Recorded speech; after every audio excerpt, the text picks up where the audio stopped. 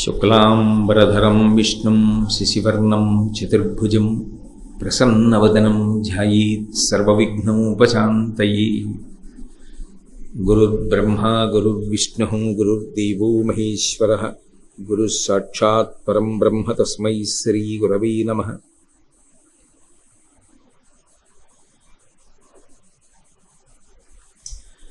వాగర్ధావివ సంపృక్తౌ వాగర్ధ ప్రతిపత్తయే జగతః పితరౌ వందే పార్వతీ పరమేశ్వరౌ.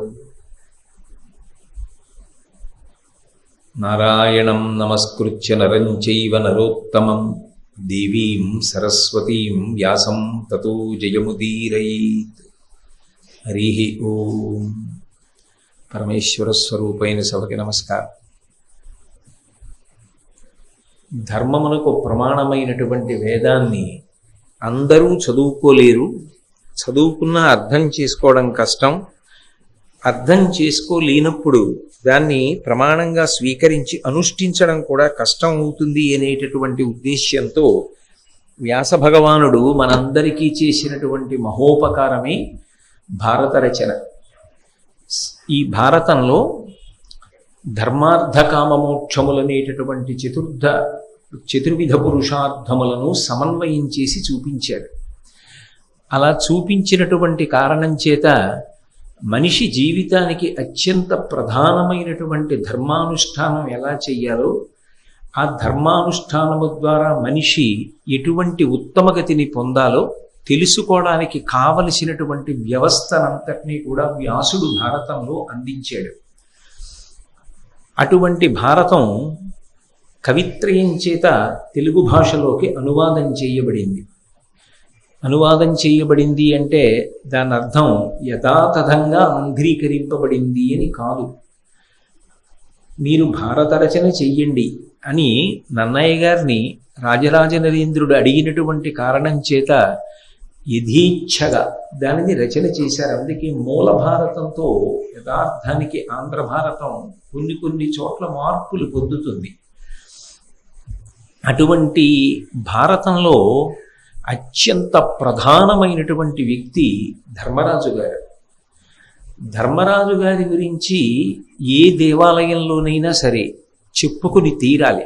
ఎందుచేత అంటే ధర్మరాజు గారి గురించి చెప్పినప్పుడు, ధర్మరాజు గారి గురించి విన్నప్పుడు దేవతలు పితృదేవతలు కూడా ప్రీతి చెందుతారు. మహాభారతంలో ఎందరో వ్యక్తులు ఉన్నారు, కానీ జీవితంలో ధర్మానుష్ఠానానికి చాలా గొప్ప స్థానాన్నిచ్చి చిట్ట చివరికి సశరీరంగా స్వర్గలోకాన్ని చేరుకున్నటువంటి మహాపురుషుడు ధర్మరాజు గారు. ధర్మరాజు గారి గురించి ఏ దేవాలయంలో చెప్పబడుతుందో ఆ దేవాలయానికి ఒక ప్రత్యేకమైనటువంటి స్థాయి కలుగుతుంది.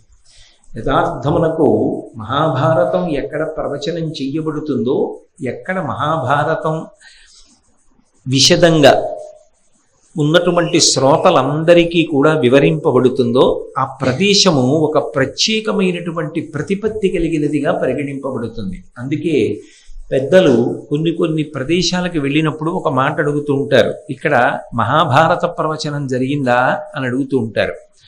అటువంటి మహాభారతంలో ధర్మరాజు గారి గురించి వినడం అంటే దేవతల యొక్క పరిపూర్ణమైనటువంటి అనుగ్రహానికి పాత్రమవడానికి అది కారణం.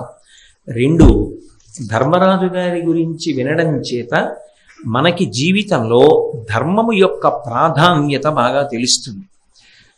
లోకంలో అధర్మం పెరిగిపోయినప్పుడు దాన్ని అణిచి ధర్మాన్ని స్థాపన చెయ్యడం కోసం దేవతల యొక్క అంశలలో అనేక మంది వచ్చారు. అలా వచ్చినటువంటి వాళ్ళల్లో ప్రధానులు పాండవులు. మళ్ళీ అసలు ఎప్పుడెప్పుడు అధర్మము వృద్ధి చెందుతుందో అప్పుడప్పుడు అవతార స్వీకారం చేసి అధర్మాన్ని అణిచి ధర్మ సంస్థాపన చెయ్యడం తమ ప్రధానమైన కర్తవ్యంగా స్వీకరించినటువంటి నరనారాయణులలో ఒకడైనటువంటి నారాయణుడు పరిపూర్ణావతారమైనటువంటి శ్రీకృష్ణ భగవానుడిగా వచ్చాడు. నరుడు అర్జునుడిగా వచ్చాడు. కానీ మహాభారతం చదువుకున్నప్పుడు ఫలశ్రుతి ఎలా చెప్పబడిందో అలా పాండవుల యొక్క చరిత్ర చదివినప్పుడు వచ్చేటటువంటి ఫలితములు చెప్పబడినప్పుడు యథార్థమునకు అర్జునుడి యొక్క చరిత్ర తెలుసుకున్నప్పుడు కలిగేటటువంటి ఫలితం కన్నా ధర్మరాజు గారి జీవితం గురించి తెలుసుకున్నప్పుడు కలిగేటటువంటి ఫలితమే అత్యంత ఉత్కృష్టమైనది అని మనకు అనిపిస్తుంది. ఎందుకని అంటే ధర్మో వివర్ధతే దుష్టిర కీర్తనేన పాపం ప్రణశ్యతి వృకోదర కీర్తనేన శత్రుర్వినశ్యతి ధనంజయ కీర్తనేన మాద్రీసుతో కథయతాం న భవంతి రోగాః అని చెప్పబడింది. అంటే ధర్మో వివర్ధతి యుధిష్ఠిర కీర్తనేన. ధర్మరాజు గారి గురించి ఎక్కడ చెప్పబడుతుందో అక్కడ ధర్మమునందు అనురక్తి పెరుగుతుంది, ధర్మం మీద నమ్మకం పెరుగుతుంది, ధర్మాచరణము మనం చెయ్యాలి అనేటటువంటి పూనిక ప్రజల యందు నిలబడుతుంది. అసలు నిజానికి దేశకాలములతో సంబంధం లేకుండా మనుష్యుడిగా పుట్టినటువంటి ఎవరైనా సరే అనురక్తి పెంచుకోవలసింది, ప్రయత్నపూర్వకంగా అనుష్ఠించవలసినది ధర్మం ఒక్కటే. ఆ ధర్మమే భవరోగమునకు ఔషధము. దాని చేతనే మనిషి తరిస్తాడు. ఆ ధర్మాచరణము వలననే లోకమునందు శాంతి నెలకొంటుంది. దీని వలన శాంతి ఏర్పడుతుంది అంటే ప్రజలందరూ ఎవరికి వారు ధర్మాన్ని పాటించడం ప్రారంభం చేశారనుకోండి, అప్పుడు ఎవరి వలన ఎవరికి ఆపద కలుగుతుంది, ఎవరి వలన ఎవరికి ఇబ్బంది కలుగుతుంది? కలగదు కనుక అందరూ సంతోషంగా ఉంటారు. లోకశాంతికి ప్రధానమైన ఉపాయం ఏది అంటే ధర్మం ఒక్కటే. అటువంటి ధర్మము వర్ధనము అంటే బాగా పెరగాలి అంటే ధర్మము పెరుగుట అన్న మాటకు అర్థం ధర్మాచరణము పెరుగుట. ధర్మాచరణం ఎప్పుడు జరుగుతుంది? ధర్మమునందు పూనిక కలిగితే. ధర్మాన్ని పట్టుకున్నవాడు ఎప్పటికైనా రక్షింపబడతాడు, ధర్మాన్ని పట్టుకున్నవాడు పాడబడమన్నది ఉండదు అన్న తిరుగులేని ధృతి, నిశ్చయాత్మకమైనటువంటి బుద్ధి కలిగితే లోకంలో అందరూ ధర్మాన్ని పాటిస్తారు, శ్రద్ధ చెడకుండా ఉంటుంది. అలా ధర్మము బాగా వృద్ధిలోకి రావాలి అంటే ధర్మరాజు గారి యొక్క చరిత్ర వినాలి, ధర్మరాజు గారి యొక్క చరిత్ర చదువుకోవాలి. అలాగే పాపం ప్రణశ్యతి వృకోదర కీర్తనేన. భీమసేనుని యొక్క చరిత్ర చదువుకుంటే, భీమసేనుడి గురించి సమగ్రంగా వింటే పాపములు నశిస్తాయి. పాపములు ఎందుకు ఏర్పడతాయి? కామక్రోధముల చేత పాపములు వస్తాయి. సాధారణంగా లోకంలో భీముడు అంటే కోపమున్నవాడు అంటారు. కానీ మీరు భారతాన్ని చాలా జాగ్రత్తగా పరిశీలిస్తే భీముడంత ఆలోచనాపరుడు ఎక్కడా కనపడడు. అంత బాగా ఆలోచన చేస్తాడే, అంత మంచి ఆలోచన తత్పరుడు. అందుకే తొందరపడి పాపం చేసేటటువంటి స్వభావం ఉన్నవాడు కాడు. కామక్రోధములకు అలా తొందరపడి వశపడడు. అందుకే అటువంటి భీముడి గురించి చదువుకుంటే పాపములు అన్నీ కూడా అణిగిపోతాయి. అలాగే శత్రుర్వినశ్యతి ధనంజయ కీర్తనేన. అర్జునుడి గురించి చదువుకున్నా, అర్జునుడి గురించి విన్నా శత్రువులు నశిస్తారు. శత్రువులు నశించడము అన్న మాటని జాగ్రత్తగా అర్థం చేసుకోవాలి. నేను ఎవరి మీదో శత్రుభావన పెట్టుకుని వాళ్ళు నాశనం అయిపోవాలి అన్న ఉద్దేశ్యంతో అర్జునుడి గురించి చదువుకోమని కాదు దాని అర్థం. ఒకవేళ నాయందు ఎవరైనా శత్రుభావన పెట్టుకుని ఉంటే వారికి నా యందున్న శత్రుభావన తొలగిపోవుగాక, వారు నా యందు మిత్రభావన పొందుగాక.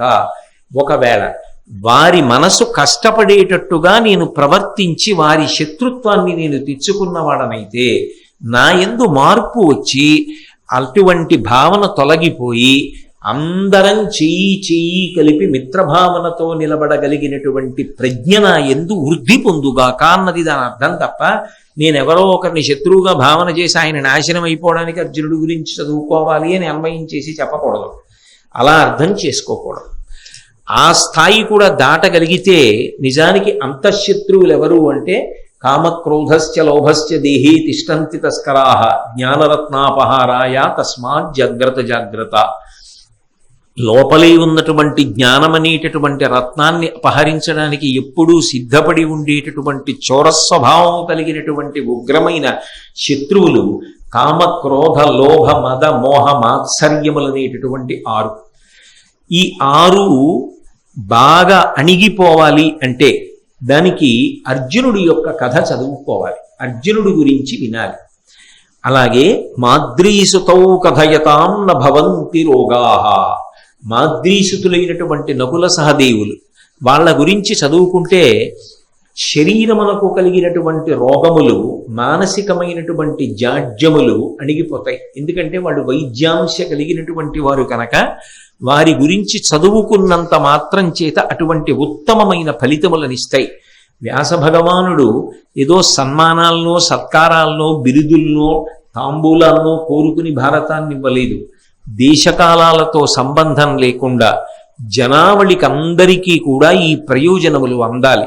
అందరూ పుణ్యమార్గంలో నడవాలి, అందరూ ధర్మానుష్ఠానం చెయ్యాలి, ప్రజల మధ్య శత్రుభావనలు నశించిపోవాలి, అందరూ ఆరోగ్యంతో ఉండాలి, అందరూ మానసికంగా మంచి పూనికను ఉత్సాహాన్ని పొందినటువంటి వారై ఉండాలి.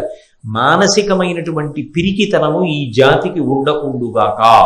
అలాగే ఒక కార్యాన్ని చెయ్యడానికి కావలసినటువంటి శారీరకమైనటువంటి ఆరోగ్యము సిద్ధించుగాక అనేటటువంటి పవిత్రమైన ఉద్దేశ్యంతో